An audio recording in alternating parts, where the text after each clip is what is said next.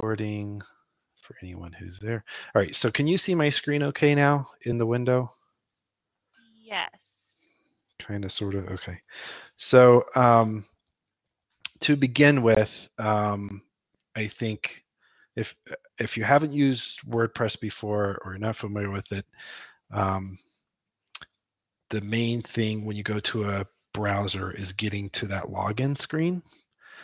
And so when you go to the website, let me go ahead and just close some of these windows. So when you go to the website, you won't see any login links or anything like that on the website itself. What you have to do is in the URL type /login, and that will take you to the login page.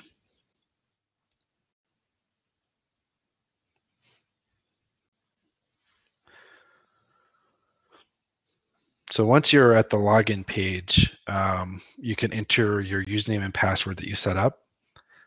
If for some reason, as tends to happen, you set up a username and password but you don't remember what it was, you can just click lost your password and it will send you an email with a link to reset it. So in this case, I'm going to go ahead and log in as myself.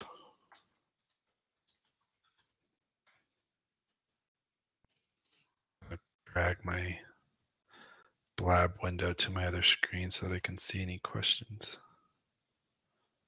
Maybe. Yeah, there we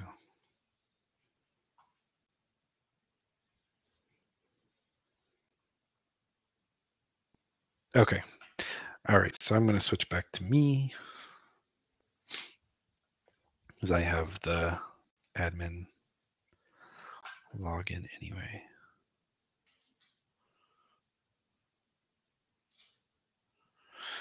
All right, so once you are logged in, I'm going to go ahead and, how do you make my screen bigger? It's a great question. I don't know if you can you click on a viewer? I thought there was maybe a way to make the viewing window full screen. Let me see.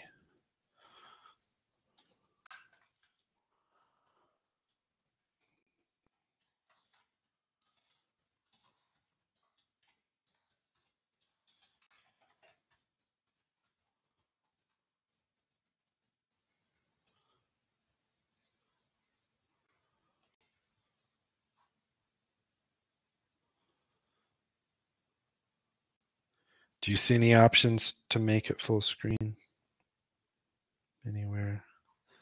I was just looking it up.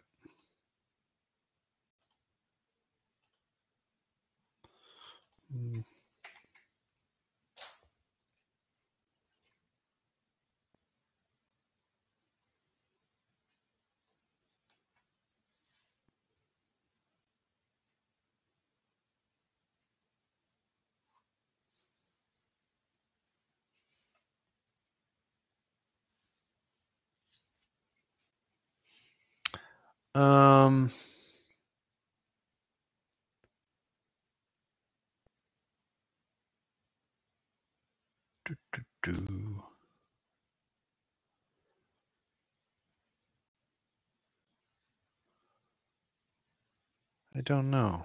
Not sure about that. I mean, you can go back and watch the video afterwards. I don't know. I thought that there was a way to make the video itself full screen, but yeah, the recording should show full screen, I think. If not, I'll just re-record it and upload it. So I'm going to switch to one of the role users that you guys have so that you can see the same interface that you would. So I'm going to switch to Christian here. This isn't something that you have access to, but this will show you what your dashboard should look like when you log in.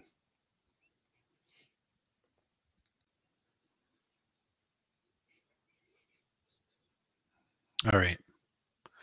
So when you log in, you're going to see this dashboard. So basically, what you'll see is in the middle on your dashboard, you'll see my activities, my favorites, quick add, touch point. Those are all related to the CRM, and you can identify your favorite contacts through the CRM interface. My activities will show if there's any activities assigned to you, whether it's a meeting or a task or something like that. On the left is where all your menu options are. So you'll see events, forms, comments, Uku people. Those are all sort of events, and Uku people are probably the ones that you're going to use the most frequently. Events.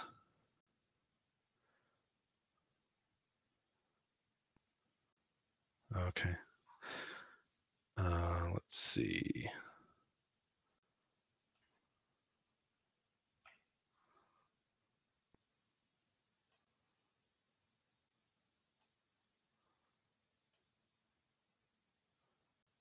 Let's see, something like that. All right. So, yep. So comments is it's not really something that you're going to use too much, but it's anytime somebody comments on a news article or a post on the page itself. I don't have a comment filter plugin installed here yet, but I should install one because you tend to get a lot of spam comments, which is probably the one that you saw a notification for. Comments are all set as pending until they're approved by someone in the dashboard. So you won't have spam comments showing up on the website itself. They tend to be things that don't happen very often, and most of them are spam. Okay, so I'm going to go to events because that's going to be one that we use a lot. And I'll just explain a little bit how this works. So under events, you'll see a list of all the events that are in there. Some of them are published. You can create draft events as well. If so, for the next forum, for instance, someone might want to go in there and create a draft event but not publish it yet. A lot of the stuff is in there kind of pre-filled. There's defaults already set up. So in this case, the where to draw the line in graphic design, DIY versus professional, you might come in here and to view the attendee list if you're at the forum itself and you're tracking attendees as they check in. So when you go there, you get a dashboard with a list of information about that event to manage that event. So go ahead and dismiss that. So you can see 23 people have registered so far for the event. You can see everyone's information down here. You can search by the name, ticket number, order number, any of those. If they bring a ticket, you can, the easiest is just to look for the ticket number. So 128 filters it out to that particular ticket. And then as people arrive, you can click here to check them in. That is all there is to it. It's pretty simple. So I'm gonna just show how that works. Yeah, so it shows I'm checked in now. You can undo the check-in if it was the wrong person.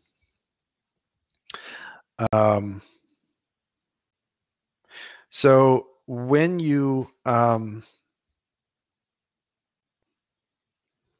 once you have so that's kind of after the event is set up and after everything is done. To add a new event, you just click Add New under Events.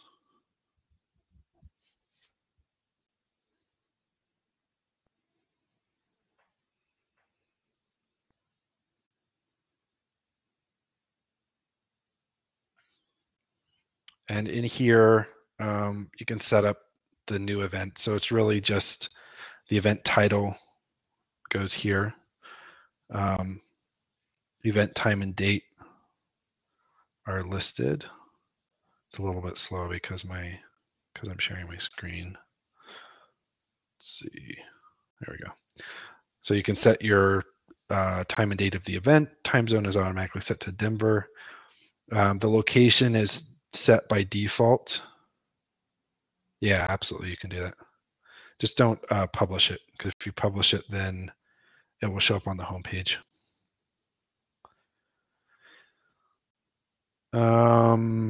Let's see. So the organizer and location are already set by default. Event website we don't need because it's our own website. We're not sending them somewhere else. Tickets. Let's see. Is this the right? Yeah. So you will need to add a ticket, and those tickets will be easy digital downloads.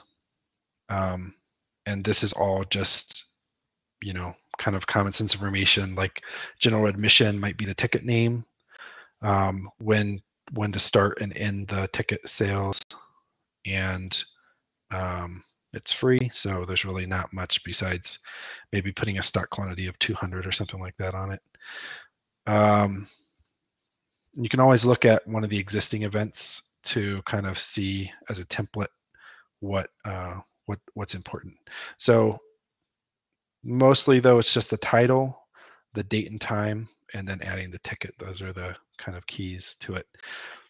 And then once you hit publish, it will show up on the website. So it'll show up on the homepage at the top where you see the big like March 16th with the title and description. And it will show up at the bottom of the page as well. One thing I forgot to mention is event categories. You can select the event category as bi-monthly forum, and then there's also a excerpt. Let's see. The excerpt here shows up on the homepage. So the excerpt is what gets pulled as the event description.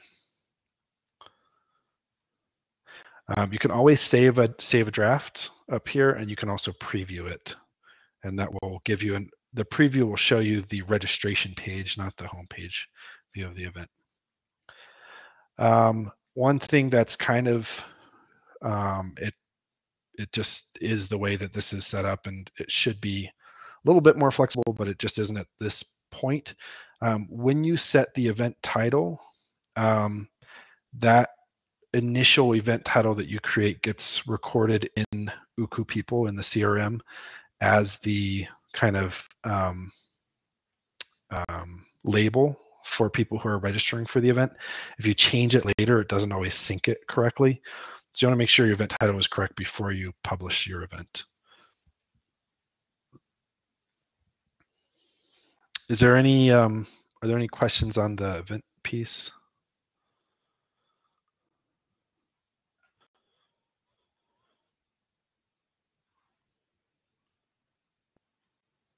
Okay.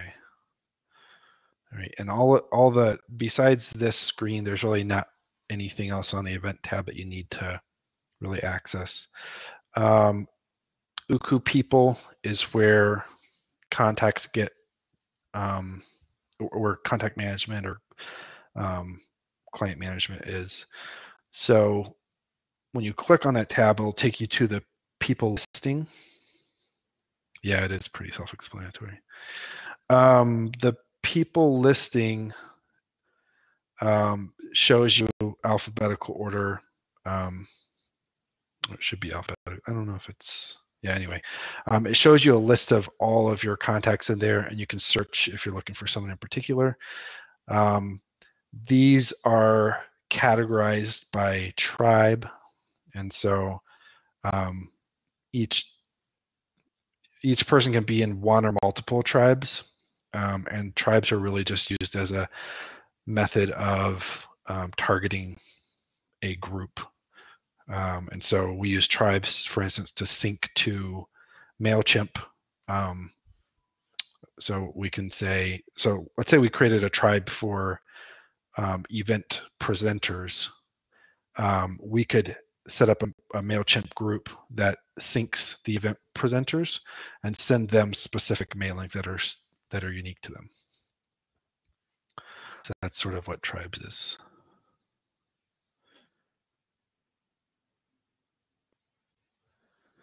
Yes, Uku People is our database. Yep. And it's sort of, so Uku People is a little different from typical CRM tools in that it's sort of a central location to track your client records and interactions, but it links to all these other services. So it links to the event tool, it links to forms, it links to donation tools and that kind of thing. So if I go to a contact, so I'm going to go to, I don't know, any of these. I'll just try this one.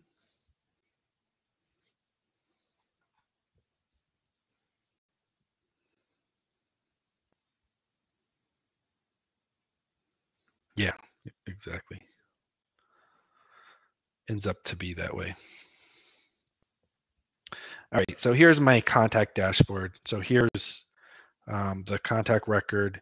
Every contact gets a user created automatically in case we want to permission users to have certain access later. This is where you can, by clicking on this star, it makes it a favorite or not. And if it's a favorite, it shows up in your dashboard. So that's kind of the simple mechanism for that. Below the contact is a list of all of their recent touch points or recent interactions with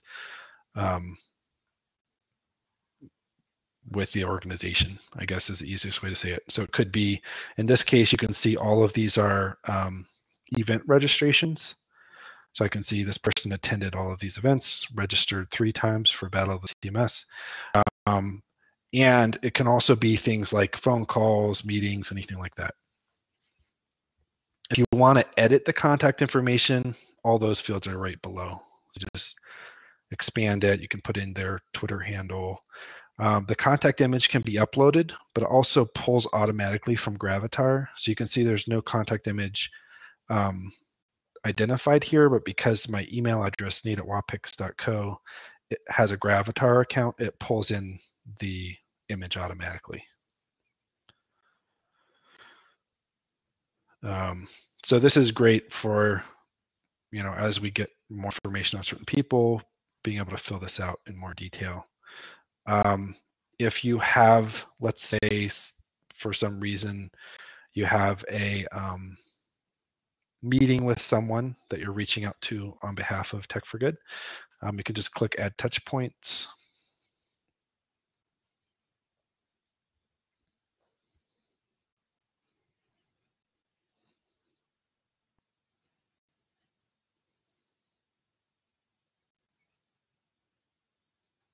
I'm going to turn this off real quick.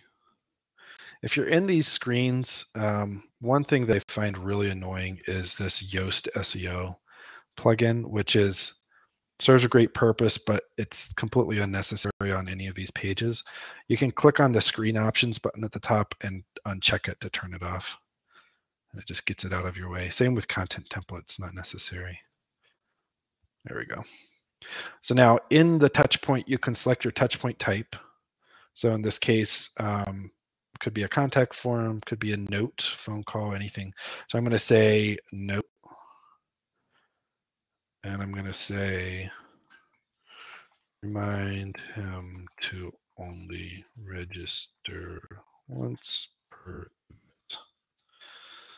event. This is a short description. Details can be put down here, like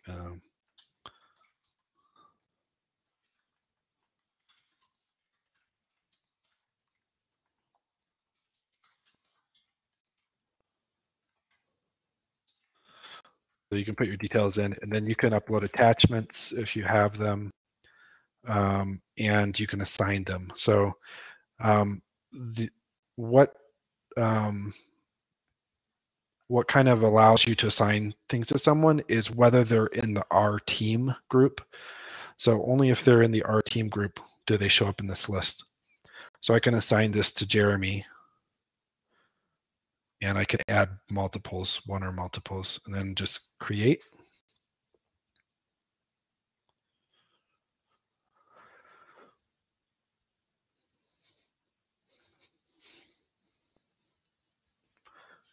Then once that touch point is created,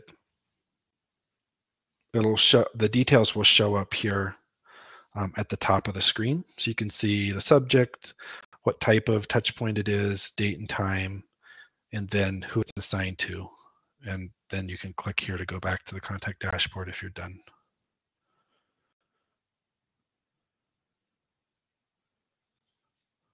I don't think there would be a purpose really for saving as a draft. Probably the reason that that's there is mostly just that that's a default WordPress interface, and so they put that on every kind of content piece. So now that I've published it, you can see that touch point shows up in the list below the contact information on the contact dashboard. So pretty simple. Yeah. Should we change that? No. It will automatically save it as a private piece of content. And so that means that it won't be visible in any way to the front end of the website, whether that's to search engines or other things like that. So this information always is set to private, and it always stays private.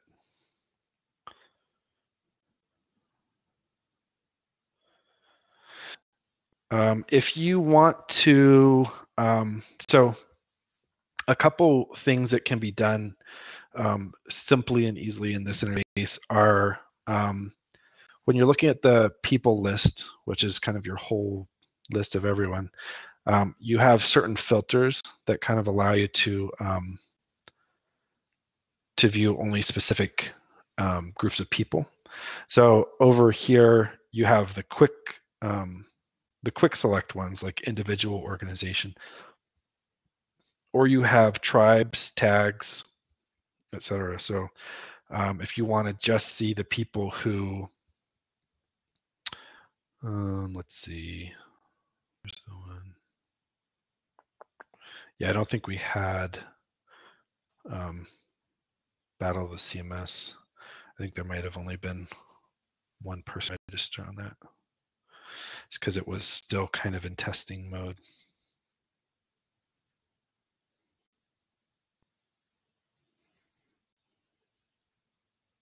Or nobody. Looks like nobody. All right, maybe someone who's in the trash. So you can certainly filter by any group. And as we get more in here, like different events and maybe speakers for different events and that kind of thing, you'll be able to filter easily with that list. You can filter by contact type, which is pretty self-explanatory. Tags are things that can be used to kind of identify a contact kind of in a, it's not temporary, but it's not as important as tribes. And you wouldn't be able to use a tag, for instance, to sync to a MailChimp list or that kind of thing. So it's just more incidental information that you could tag people with. And I don't know if I think I mentioned this, but people can be in multiple groups. So they can be in the kind of newsletter mailing list as well as an event attendee mailing list and that kind of thing, all in different tribes. So the same kind of goes, this kind of filtering, the same kind of goes for touch points.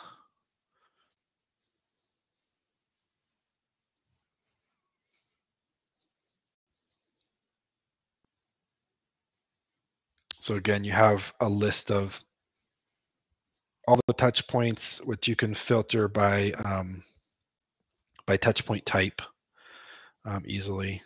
So,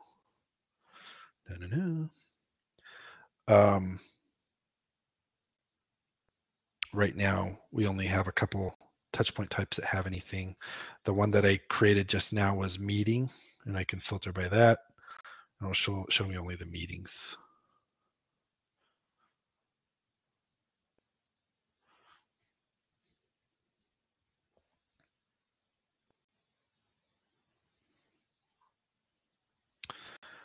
So in a nutshell, that sort of gives you Uku people.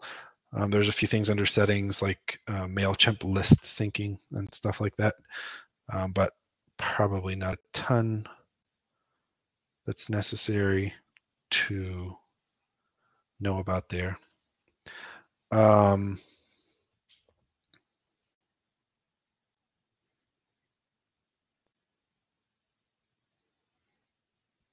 Just going to pull it up just so you can see it. So you can see that you can select a MailChimp list and a Uku people tribe, and you can select whether you want it to be a two-way sync or a one-way sync, and click sync, and it will show up in your synced lists down here. It's pretty straightforward. The other tabs down here these are all the ones with the little thumbtacks. These are all content on the website. So we have news and resources. This would be where, if you're creating content, like a blog post or something like that, this is where you would create it. So you can see we have quite a few forum posts in here. In fact, that's all we have. But if you wanted to create a new post, you would just hit add new.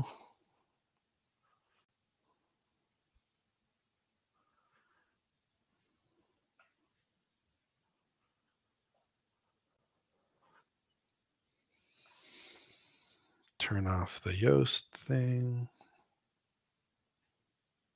Once you, in every type of screen, once you turn it off, it doesn't come back. So that's good news.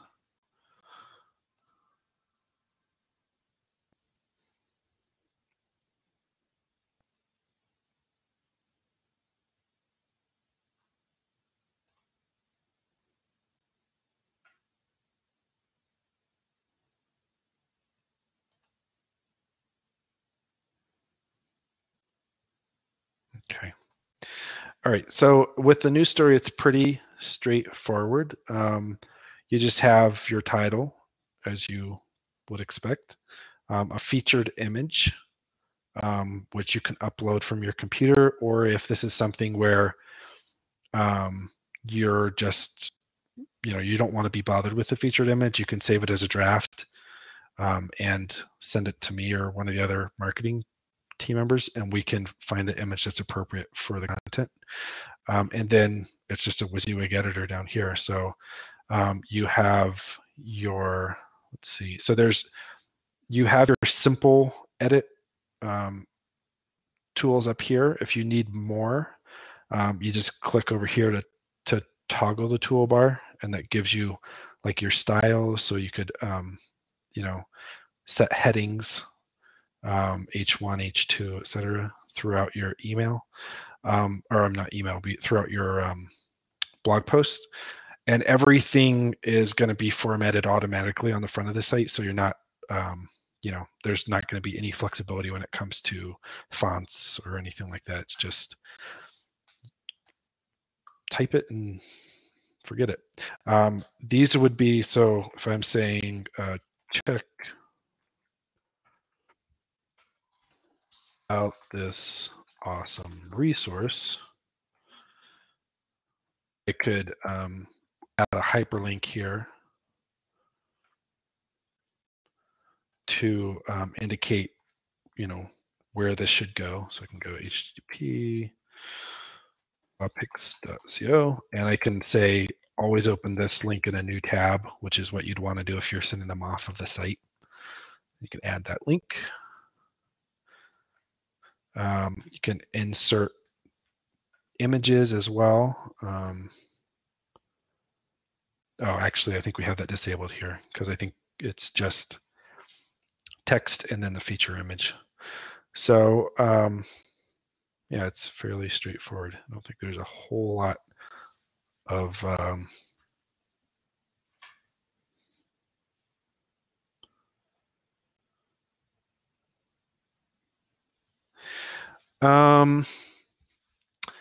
I would probably, if it's a blog post, I would probably allow comments.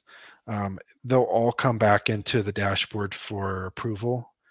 So it's not a big deal if we get some comments out there because they'll all be approved anyway. I personally think comments are great because they're kind of allow for some conversation or people to ask questions to get more clarification on something. So I would leave it on. And then the last step before you publish it would be click over here on choose from the most used news or resource tags. And that will give you a list of the ones that are set up. So email marketing, online fundraising, social media management, website design and development. And you can add more as well if you want. But this is what determines what category it shows in on the home page. So let me just go back to the home page.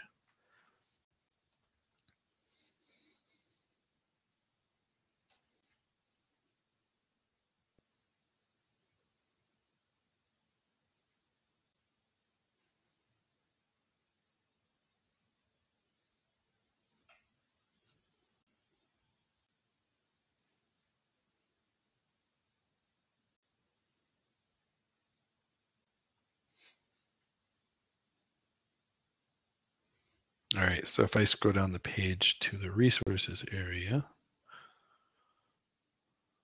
there you go. So online toolbox, this is where those get posted. So if I, whoops, let me go back up. So if I pick one of those categories, it's going to show up in that category.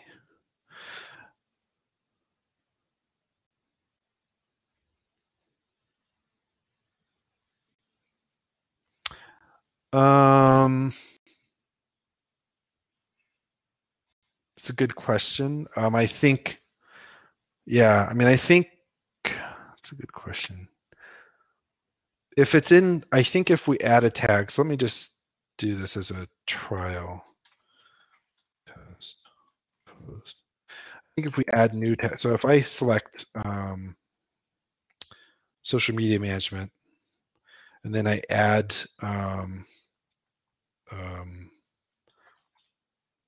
tips for nonprofits, I think, let me just look.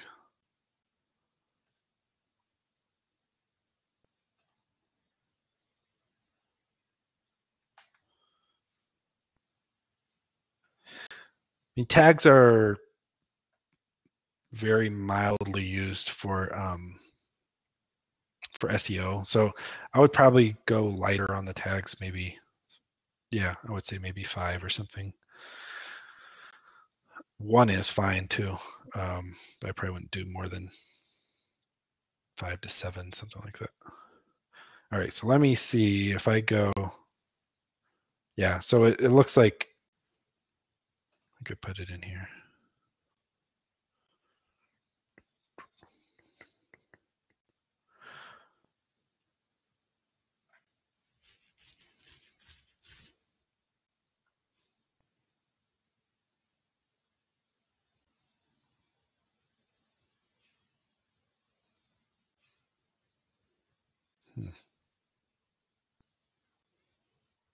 Interesting. I'll have to look at and see why that's.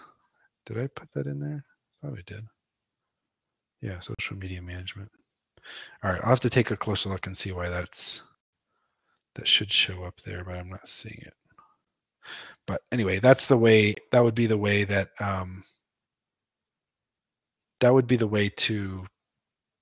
to tag it for it to show up in that group. For some reason, it's not showing up there.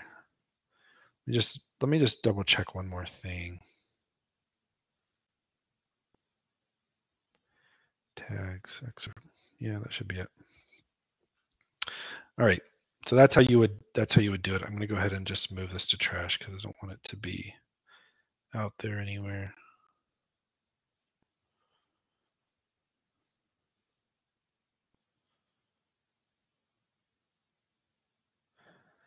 And then these other two categories are more or less you would be going in there to maintain mostly.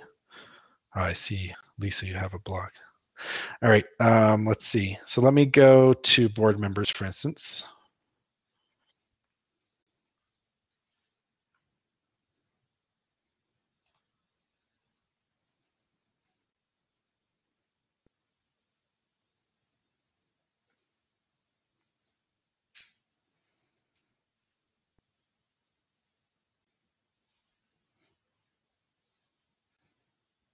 All right, so there's all these board members in here.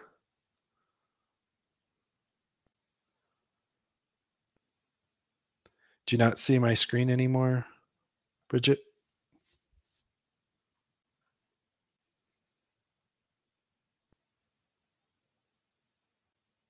Do you, Lisa, see my screen?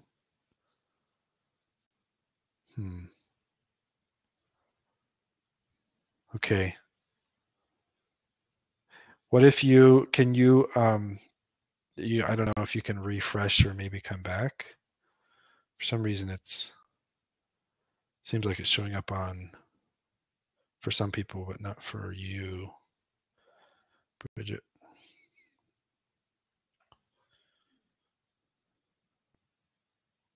Okay, good. All right, so here's the list of all the board members that are in the system. So obviously there's some here that are no longer or shouldn't be in here anymore. So we can go ahead and remove those. Andy, Mike, I think that should be it. So if I go, I may as well move them to trash. So I'll apply.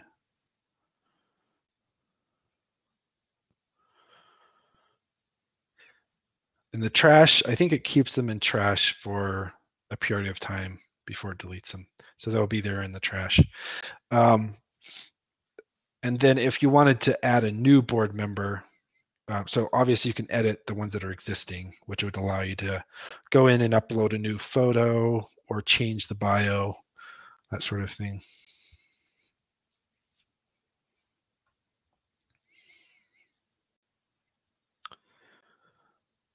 So here you can see,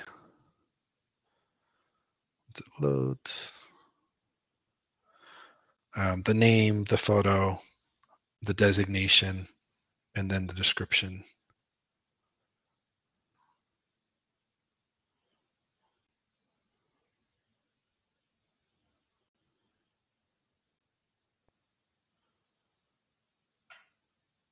Sort of. There we go. Yeah, so it's all there and it can be updated easily. So when you change jobs, just go in there and update your bio. And I'm going to turn this off again because this is so annoying. Yoast and content template. All right, so that's nice and clean now.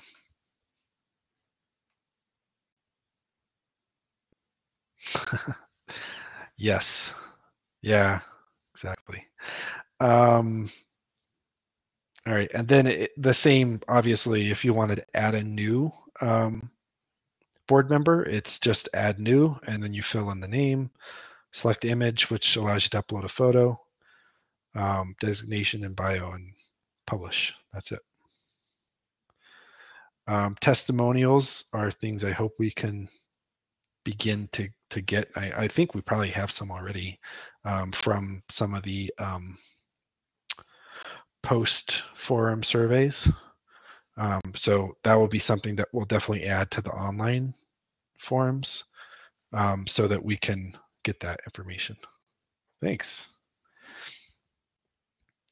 And same with sponsors. Sponsors is just logos, which we recommend, or we would highly recommend a knockout logo because I think that's what we're using on the homepage, which just means that it's all one color and white, here's all of the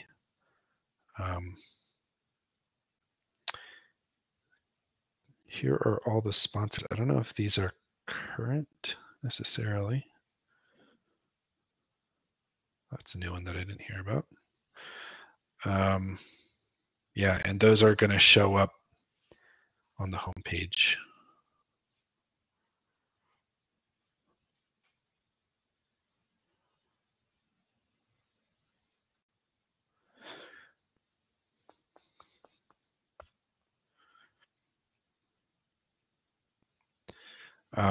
In each sponsor area, there is a, see, so we have, let's go back. These are the ones that are showing up. If you go here like this, I don't know who put this one in here, Coalition for the Connected West, but if we edit it, what we'll see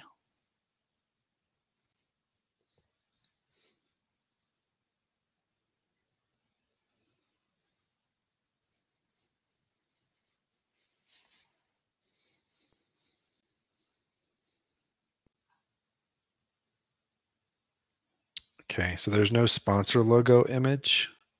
So the sponsor logo image is missing. And I think,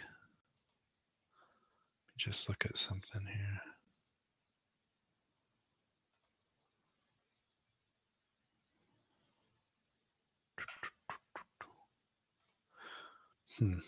In this view, I'm not seeing it, but I think there should be categories as well. Let me try switching back to my view. Might be something I need to add to your user role.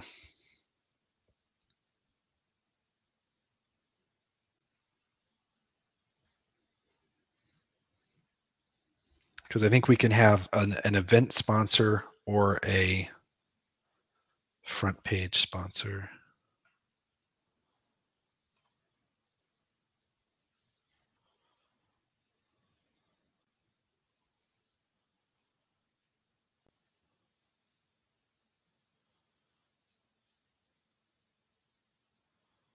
Try to take over this page here.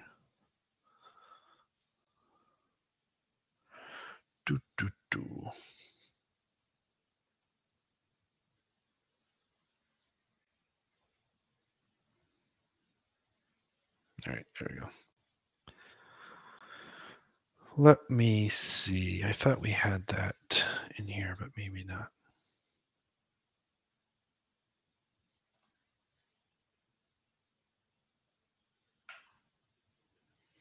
Nope, I guess not. So I'll have to double check. I don't know why that, I thought that those were from there, but I don't see it. So that's pretty much it. Do you guys have any questions about it?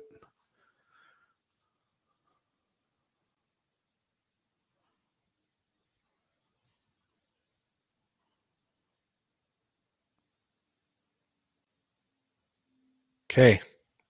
All right. I will hang up and see how this video turned out. If it's not good, I might just do this again and share the video. Who should we contact? Yes, you can always reach out to me on Slack and I will answer any questions that you have. Okay, thanks guys. Talk to you later.